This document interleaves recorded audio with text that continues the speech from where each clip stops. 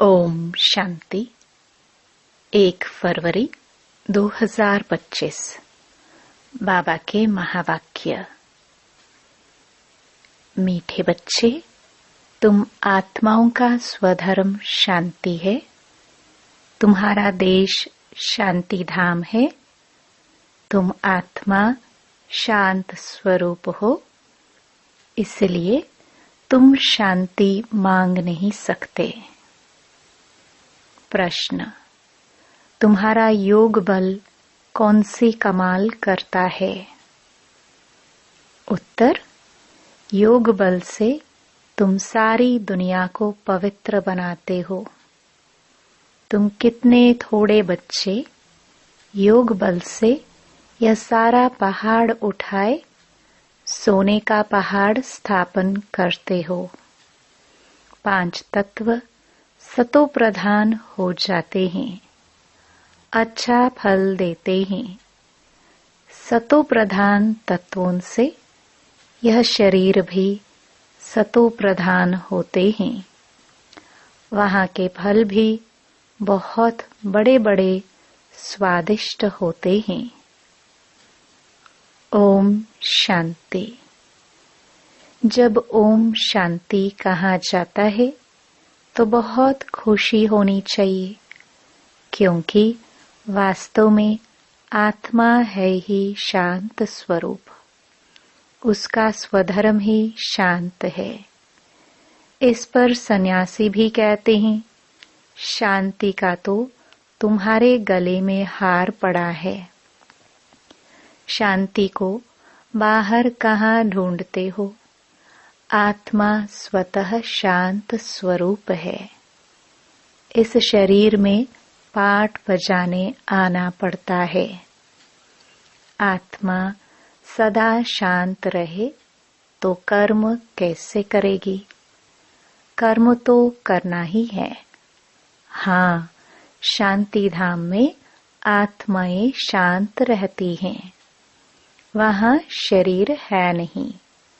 यह कोई भी सन्यासी आदि नहीं समझते कि हम आत्मा है, शांति धाम में रहने वाली हैं। बच्चों को समझाया गया है, शांति धाम हमारा देश है। फिर हम सुख धाम में आकर पाठ बजाते हैं। फिर रावण राज्य होता है दुख धाम में। यह 84 जन्मों की कहानी है। भगवानुवाच है ना अर्जुन प्रति कि तुम अपने जन्मों को नहीं जानते हो। एक को क्यों कहते हैं? क्योंकि एक की गारंटी है। इन राधे कृष्ण की तो गारंटी है ना, तो इनको ही कहते हैं। यह बाप भी जानते हैं, बच्चे भी जानते हैं कि यह जो सब बच्चे हैं सब तो 84 जन्म लेने वाले नहीं हैं। कोई बीच में आएंगे, कोई अंत में आएंगे। इनकी तो सर्टेन है। इनको कहते हैं, हे बच्चे, तो यह अर्जुन हुआ ना, रथ पर बैठा है ना। बच्चे खुद भी समझ सकते हैं हम जन्म कैसे लेंगे। सर्विस ही नहीं करते हैं तो सतयुग नई दुनिया में पहले कैसे आएंगे? इनकी तकदीर कहाँ है? पीछे जो जन्म लेंगे उनके लिए तो पुराना घर होता जाएगा ना। मैं इनके लिए कहता हूँ जिनके लिए तुमको भी सर्टेन है। तुम भी समझ सकते हो। मम्मा बाबा 84 जन्म लेते हैं। कुमार का है, जनक है, ऐसे से महारथी जो है वह 84 जन्म लेते हैं। जो सर्विस नहीं करते हैं तो जरूर कुछ जन्म बाद में आएंगे। समझते हैं हम तो नापास हो जाएंगे, पिछाड़ी में आ जाएंगे। स्कूल में दौड़ी पहन निशाने तक आकर फिर वापस लौटते हैं ना। सब एक रस हो ना सके।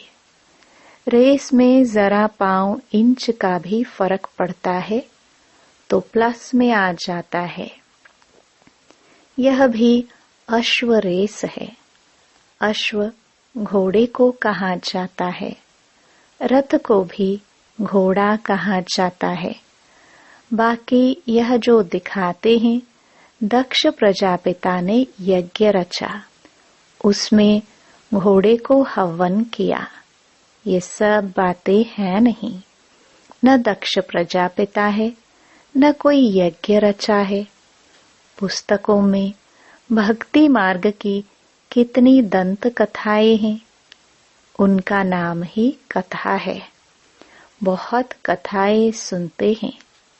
तुम तो यह पढ़ते हो, पढ़ाई को कथा थोड़े ही कहेंगे। स्कूल में पढ़ते हैं, एम ऑब्जेक्ट रहती है, हमको इस पढ़ाई से यह नौकरी मिलेगी, कुछ न कुछ मिलता है। अभी तुम बच्चों को देही अभिमानी बहुत बनना है, यही मेहनत है। बाप को याद करने से ही विकर्म विनाश होंगे, खास याद करना होता है।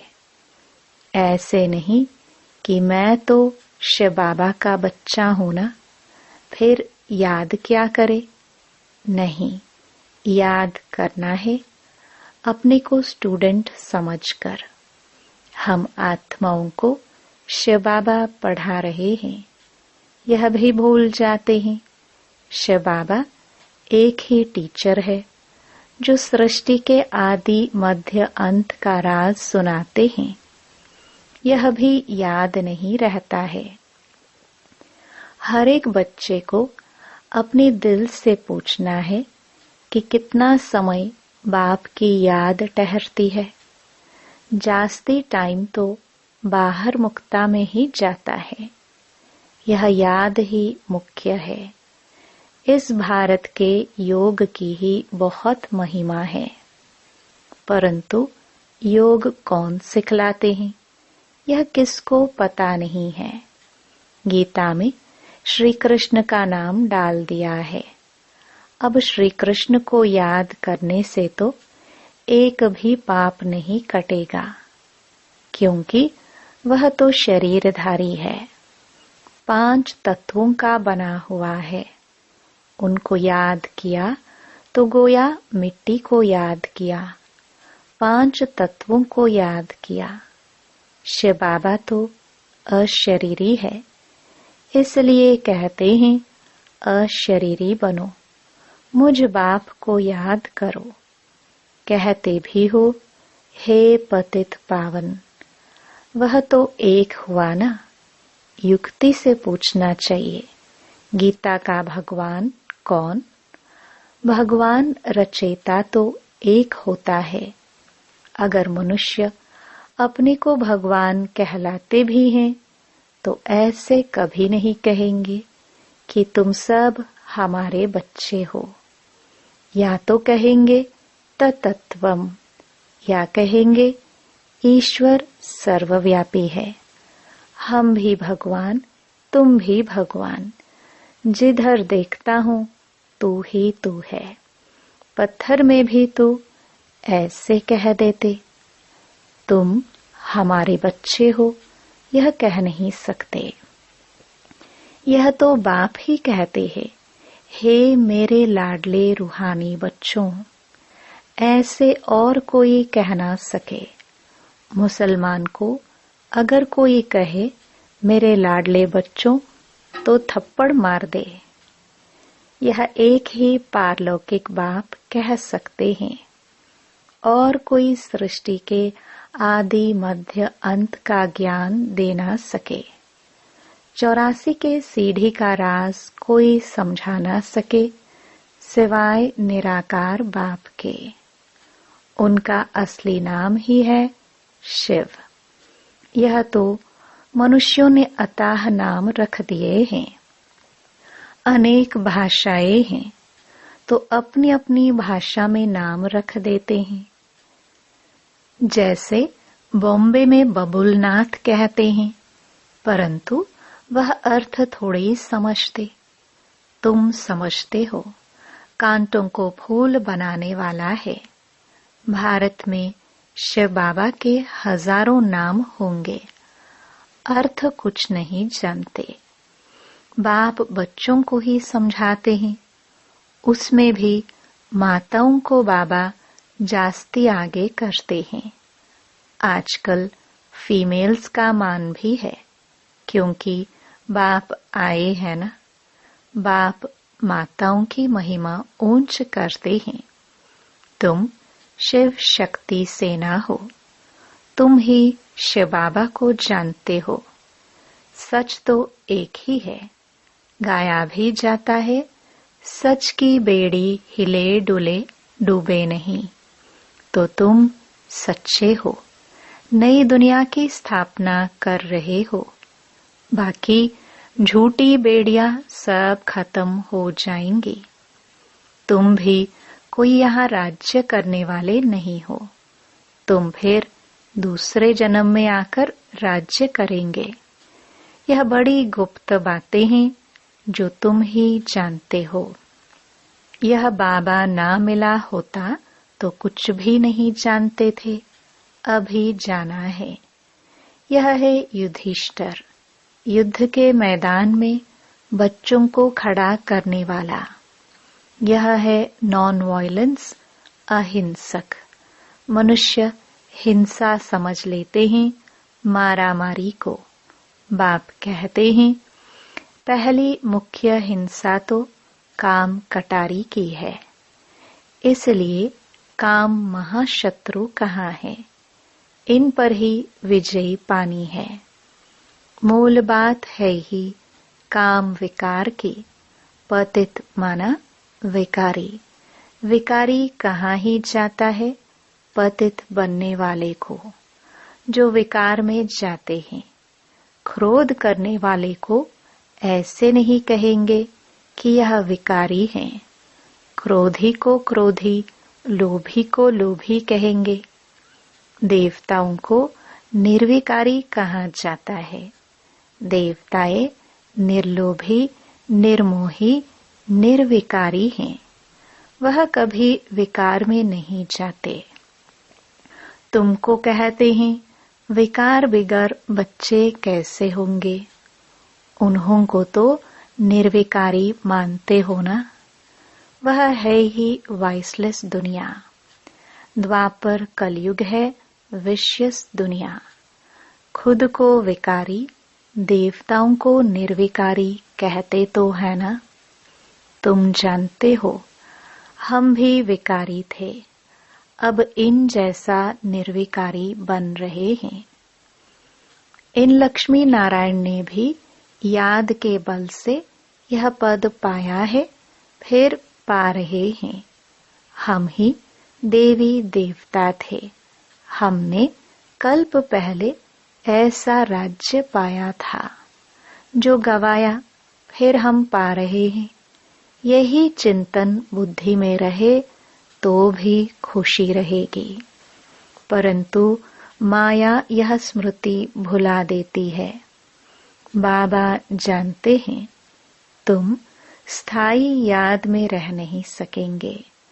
तुम बच्चे अडोल बन याद करते रहो तो जल्दी कर्मातीत अवस्था हो जाए और आत्मा वापस चली जाए। परंतु नहीं, पहले नंबर में तो यह जाने वाला है। फिर है शिव बाबा की बारात। शादी में माताएं मिट्टी के मटके में ज्योति जगाकर ले जाती है ना, यह निशानी है। शिव बाबा साजन तो सदा जागती ज्योत है। बाकी हमारी ज्योति जगाई है। यहाँ की बात फिर भक्ति मार्ग में ले गए हैं। तुम योग बल से अपनी ज्योति जगाते हो। योग से तुम पवित्र बनते हो। ज्ञान से धन मिलता है। पढ़ाई को सोर्स ऑफ इनकम कहा जाता है ना। योग बल से तुम खास भारत और आम सारे विश्व को पवित्र बनाते हो। इसमें कन्याएं बहुत अच्छी मददगार बन सकती हैं। सर्विस कर ऊंच पद पाना है। जीवन हीरे जैसा बनाना है, कम नहीं। गाया जाता है फॉलो फादर मदर, सी मदर फादर और अनन्य ब्रदर्स सिस्टर्स। तुम बच्चे प्रदर्शनी में भी समझा सकते हो कि तुमको 2 फादर हैं, लौकिक और पारलौकिक। इसमें बड़ा कौन? बड़ा तो जरूर बेहद का बाप हुआ ना। वर्षा उनसे मिलना चाहिए। अभी वर्षा दे रहे हैं, विश्व का मालिक बना रहे हैं। भगवान वाच तुमको राजयोग सिखाता हूँ, फिर तुम दूसरे जन्म में विश्व के मालिक बनेंगे। बाप कल्प कल्प भारत में आकर भारत को बहुत साहूकार बनाते हैं। तुम विश्व के मालिक बनते हो इस पढ़ाई से। उस पढ़ाई से क्या मिलेगा? यहाँ तो तुम हीरे जैसा बनते हो 21 जन्म लिए। उस पढ़ाई में रात दिन का फर्क है। यह तो बाप टीचर गुरु एक ही है।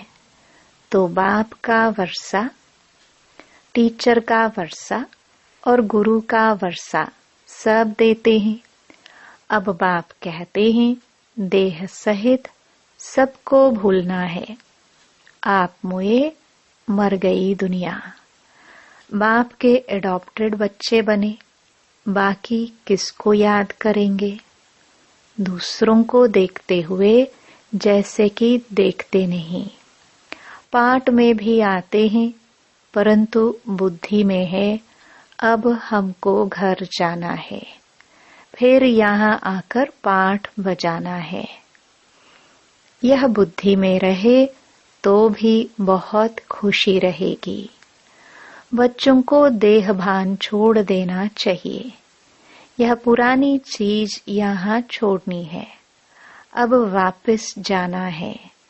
नाटक पूरा होता है। पुरानी सृष्टि को आग लग रही है। अंधे की औलाद अंधे अज्ञान नींद में सोए पड़े हैं। मनुष्य तो समझेंगे यह सोया हुआ मनुष्य दिखाया है, परंतु यह अज्ञान नींद की बात है जिससे तुम जगाते हो। ज्ञान अर्थात दिन है सतयुग, अज्ञान अर्थात रात है कलयुग। यह बड़ी समझने की बातें हैं। कन्या शादी करती है तो मात पिता सासू ससुर आदि भी याद आएगा, उनको भूलना पड़े। ऐसे भी युगल है जो सन्यासियों को दिखाते हैं। हम युगल बनकर कभी विकार में नहीं जाते हैं। ज्ञान तलवार बीच में है। बाप का फरमान है पवित्र रहना है। देखो रमेश उषा है, कभी भी पतित नहीं बने हैं। यह डर है अगर हम पतित बने तो 21 जन्मों की राजाई खत्म हो जाएगी, देवाला मार देंगे। ऐसे कोई कोई फेल हो पड़ते हैं। गांधर्वी विवाह का नाम तो है ना। तुम जानते हो पवित्र रहने से पद बहुत ऊंच मिलेगा।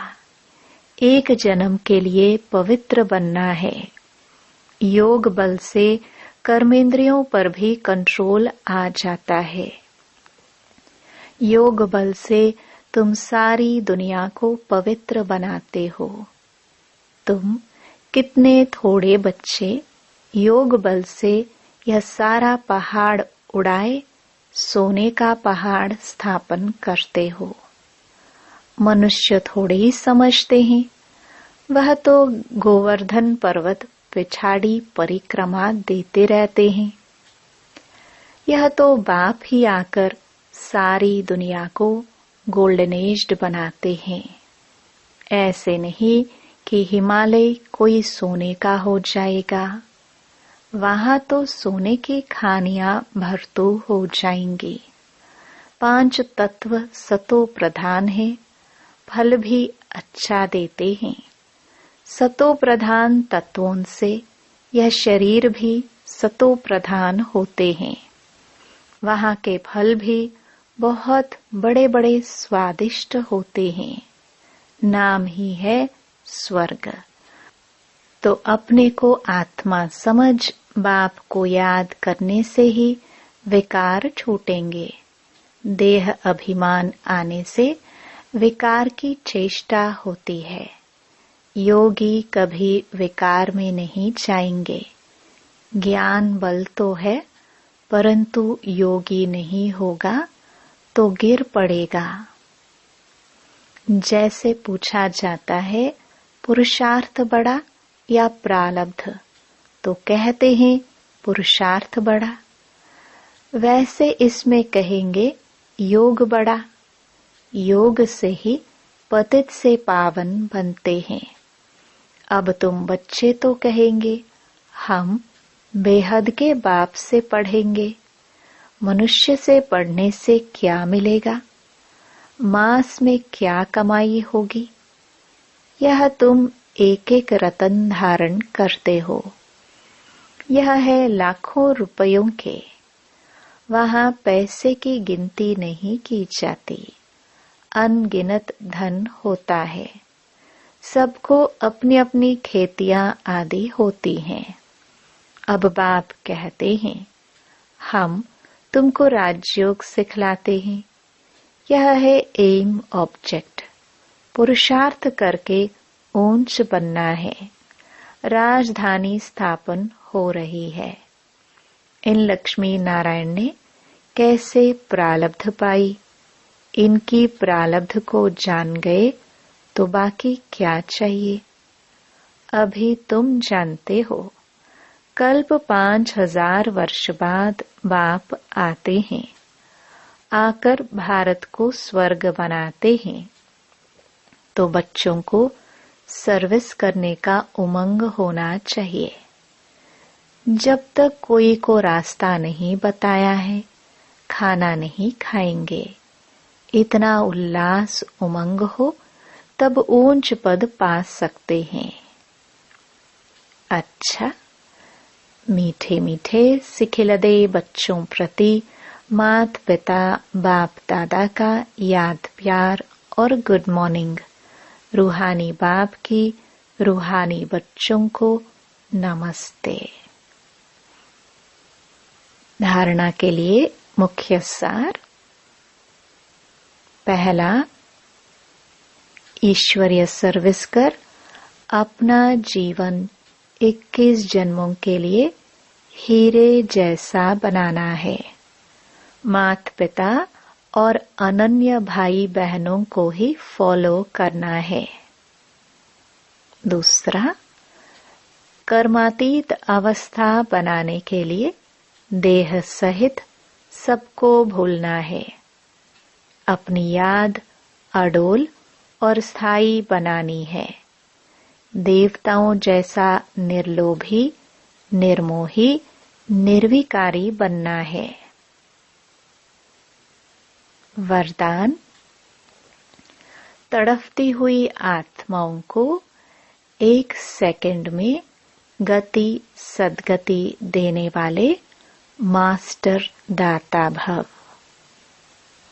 जैसे स्थूल सीजन का इंतजाम करते हो, सेवाधारी सामग्री सब तैयार करते हो जिससे किसी को कोई तकलीफ न हो, समय व्यर्थ न जाए। ऐसे ही अब सर्व आत्माओं की गति सद्गति करने की अंतिम सीजन आने वाली है। तड़पती हुई आत्माओं को क्यू में खड़ा करने का कष्ट नहीं देना है। आते जाए और लेते जाए, इसके लिए एवर रेडी बनो।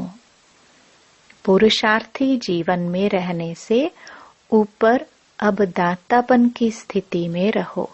हर संकल्प, हर सेकंड में मास्टर दाता बन करके चलो। स्लोगन: हजूर को बुद्धि में हाजिर रखो तो सर्व प्राप्तियां जी हजूर करेंगी।